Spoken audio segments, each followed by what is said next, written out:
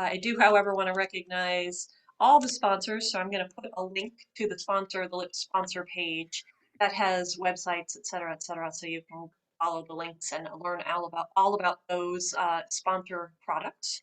And so what I decided we would do instead was talk about the new LIPS scholarship program. That's something that is just getting off the ground, and luckily enough, the people who are heading that up or participating in it have agreed to talk about it during this little 15-minute slot. So Ken, Andy, Emily, feel free to unmute yourselves, whoever wants to go first. This is Ken from North Carolina. Andy and Emily are also on the committee. This is the very recently set up scholarship committee.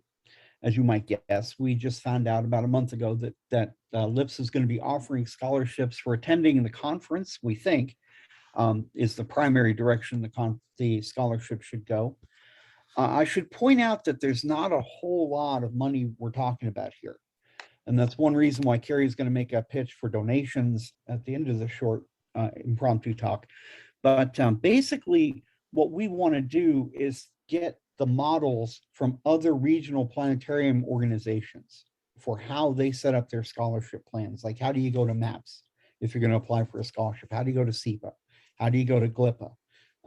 And so what we want to do is get those scholarship documents, read through them, and then come up with something that's akin to what's already out in the field, so people are not getting something new. There's no point in reinventing the wheel. These organizations have all done a fine job organizing and compiling this.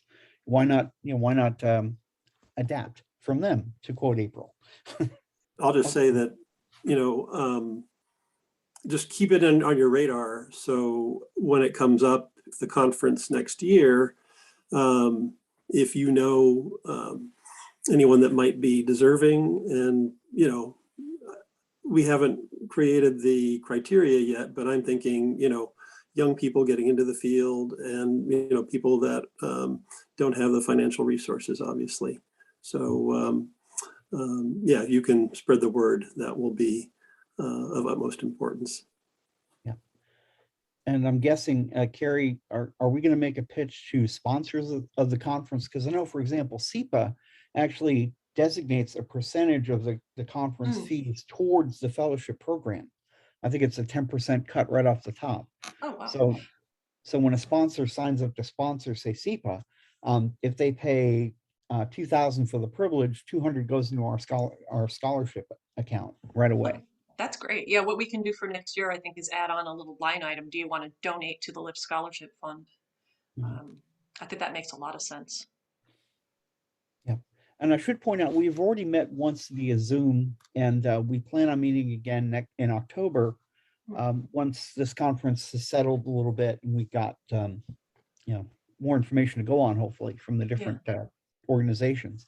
We've only met once, so we don't have exactly a lot to report, but the idea of this is to have a way for people coming into the planetarium field, or even if they've been in the planetarium field for a little while and they want to expand on their career and don't have the funding to be able to attend LIPS. Since LIPS is really one of the best symposiums that I've ever been to, and it does make a big difference when you can be there live, sort of thing, but it can cost a bit in order to get to attend LIPS, like especially for people like me and Tony Smith, sort of thing. Like it's expensive to go anywhere from Hawaii.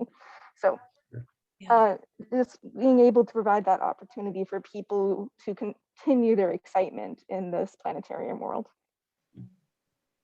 And Emily, did you want to say anything about your IPS funding to attend LIPS 2019?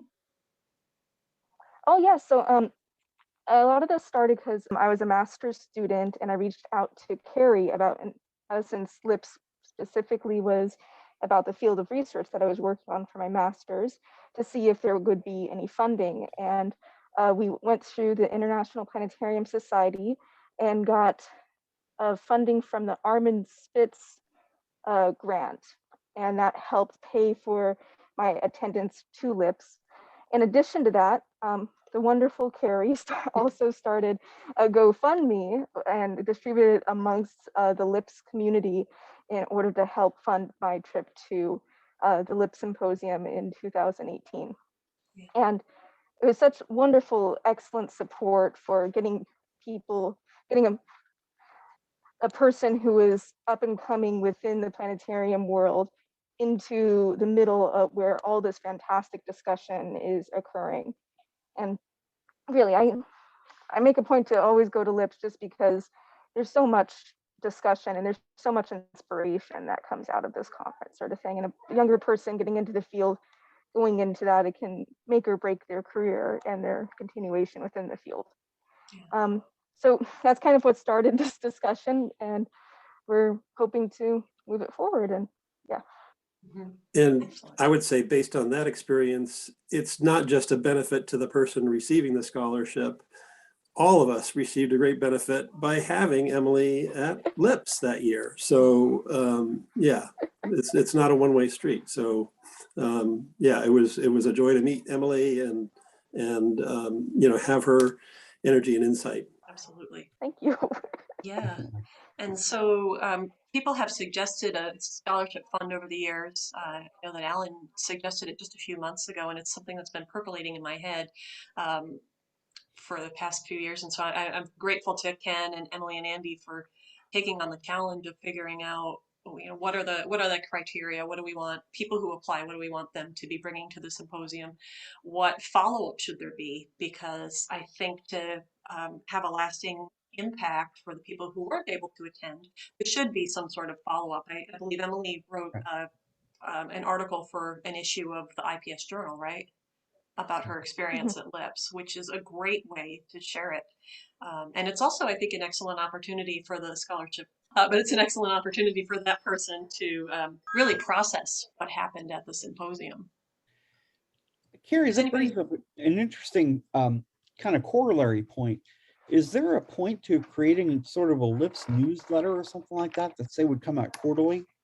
And Yeah. we could sell subscriptions to it and use that to pay for the scholarship or help to fund the scholarship?